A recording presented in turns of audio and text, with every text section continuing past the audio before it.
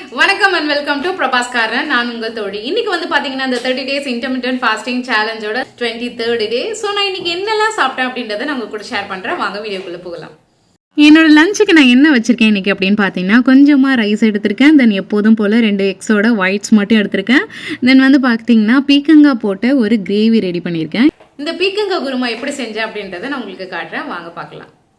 Stove on பண்ணிவிட்டு ஒரு கடாய் வச்சுருங்க. கடாய் சூடானதுக்கப்புறம் அதில் ஒரு பிரியாணி இலை, ஒரு ஸ்டார் பூ, 2 கிராம்பு, ஒரு இடித்து வச்ச ஏலக்காய், 1 ஸ்பூன் பெருஞ்சீரகம், இது எல்லாத்தையும் ஆட் பண்ணிக்கணும். நெக்ஸ்ட்டு நறுக்கி வச்சுருக்க ஒரு பெரிய வெங்காயத்தை ஆட் பண்ணிக்கிறேன்.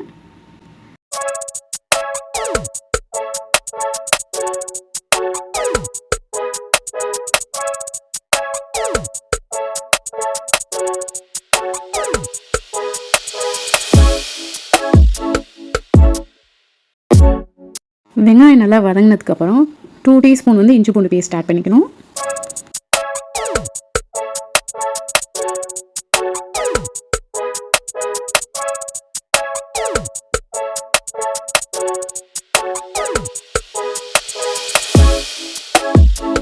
இஞ்சி பூண்டு பேஸ்ட்டோட பச்சை வாசனை போனதுக்கப்புறம் 2 சில்லிஸ் வந்து கட் பண்ணி போட்டுக்கிறேன். உங்களுக்கு எவ்வளோ காரம் வேணுமோ அந்த அளவுக்கு நீங்கள் வந்து சில்லிஸ் வந்து ஆட் பண்ணிக்கலாம்.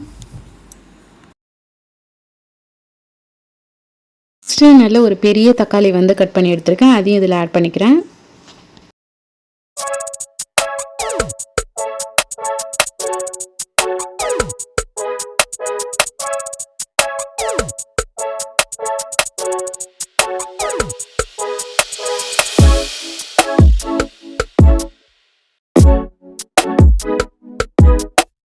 தக்காளி நல்லா வதங்கினதுக்கப்புறம் 1 டீஸ்பூன் வந்து மஞ்சள் பவுடர் ஆட் பண்ணிக்கிறேன்.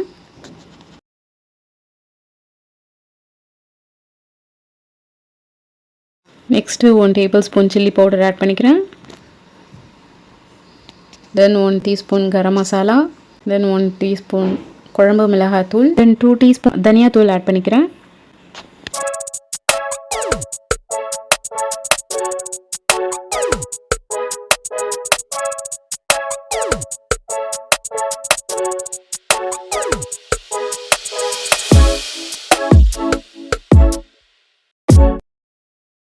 மசாலாலாம் நல்லா வதங்கினதுக்கப்புறம் உங்களுக்கு தேவையான கிரேவி வந்து எந்த கன்சிஸ்டன்சியில் வேணுமோ அந்த அளவுக்கு நீங்கள் தண்ணி ஆட் பண்ணிக்கோங்க. நான் வந்து 1 கிளாஸ் தண்ணி வந்து ஆட் பண்ணிக்கிறேன்.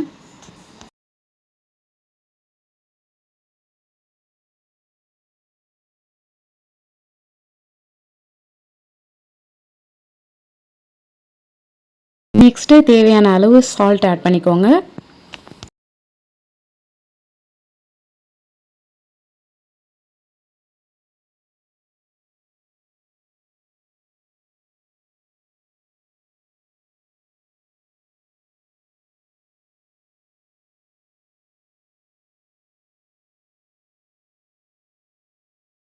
இப்போ வந்து ஒரு மீடியம் சைஸ் பீக்கங்காயை தோலெல்லாம் பீல் பண்ணிவிட்டு சின்ன சின்னதாக கட் பண்ணி எடுத்து வச்சுருக்கேன்.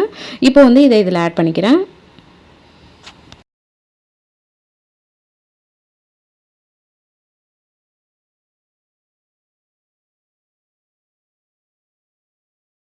காயை நல்லா வதக்கி விட்டுட்டு இன்னும் கொஞ்சம் தண்ணியை வந்து ஆட் பண்ணிக்கிறேன்.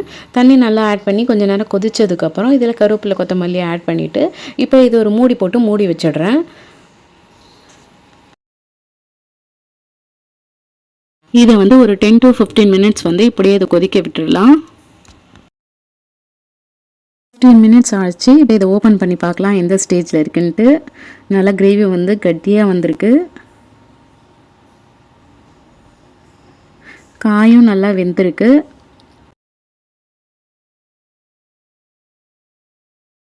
இந்த ஸ்டேஜில் வந்து அரைச்சி வச்சுருக்க தேங்காய் வந்து ஒரு 2 டேபிள் ஸ்பூன் வந்து ஆட் பண்ணிக்கிறேன்.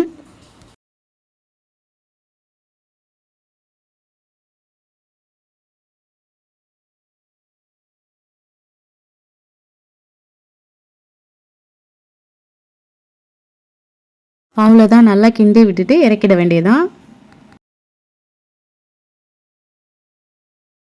லாஸ்ட்டாக வந்து கொஞ்சம் கோரியாண்டர் லீவ்ஸ் வந்து ஆட் பண்ணிக்கிறேன். டேஸ்டான பீக்கங்காய் கிரேவி வந்து ரெடி ஆயாச்சு. நெக்ஸ்ட்டு என்னோடய லஞ்சில் என்ன வச்சுருக்கேன் அப்படின்னு பார்த்தீங்கன்னா பாவக்காய் பொரியல் வச்சுருக்கேன். இது எனக்கு ரொம்ப பிடிச்ச பொரியல்.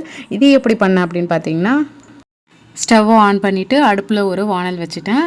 வானல் சூடானதுக்கப்புறம் எண்ணெய் கொஞ்சம் ஊற்றிக்கிட்டேன். அதில் வந்து பார்த்திங்கன்னா கொஞ்சம் கடுகு கொஞ்சம் சீரகம் வந்து ஆட் பண்ணிக்கிறேன். நெக்ஸ்ட்டு ஒரு ஆனியன் வந்து கட் பண்ணி வச்சுருக்கேன், இதையும் ஆட் பண்ணிக்கிறேன்.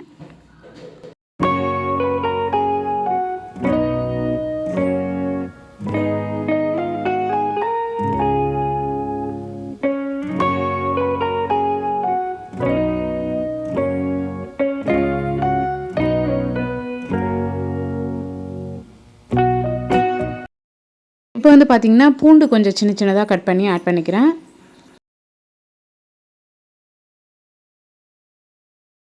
மறுபடியும் நல்லா கிண்டி விட்டுட்டு இப்போ வந்து பார்த்திங்கன்னா ஒரு மீடியம் சைஸ் தக்காளி கட் பண்ணி வச்சுருக்கேன், அதையும் இதில் ஆட் பண்ணிக்கிறேன்.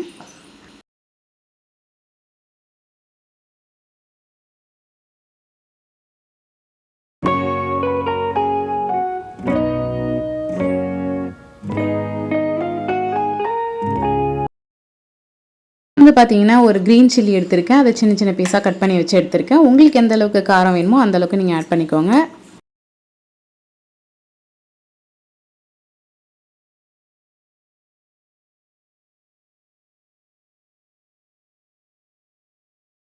தென் கொஞ்சம் கறி லீவ்ஸ் ஆட் பண்ணிக்கிறேன்.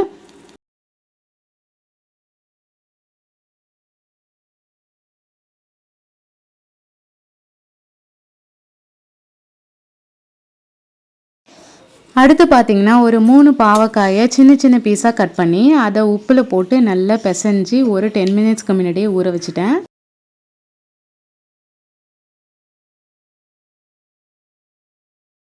அதை இப்போ நல்லா வாஷ் பண்ணிவிட்டு இது கூட ஆட் பண்ணிக்கிறேன். இப்படி பண்ணும்போது இந்த பாவக்காயோட கசப்பு வந்து கொஞ்சம் கம்மியாகும் அப்படின்னு சொல்லுவாங்க, அதனால் நான் இப்படி பண்ணுறேன்.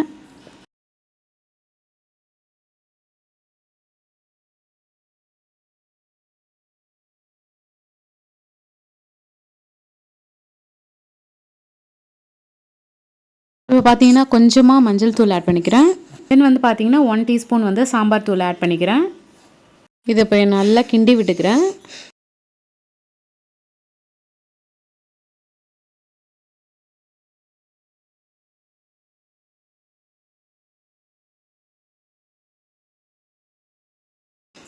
நெக்ஸ்ட்டு பார்த்தீங்கன்னா ஒரு டீஸ்பூன் வந்து சில்லி பவுடர் ஆட் பண்ணிக்கிறேன்.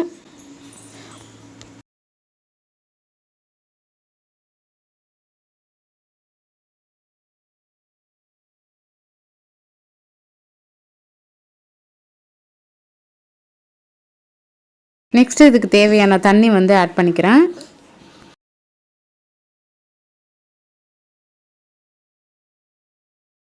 சால்ட் ஆட் பண்ணியிருக்கேன், ஆனால் அதை சொல்ல மறந்துட்டேன்.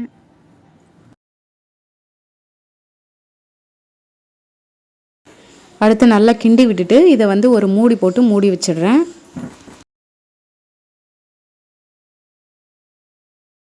ஒரு 15 மினிட்ஸ் கழித்து ஓப்பன் பண்ணி பார்க்கலாம். தண்ணிலாம் நல்லா சுண்டி வந்திருக்கு. இவ்வளோதான், ரொம்ப டேஸ்டியான பாவக்காய் ஃப்ரை பண்ணியாச்சு.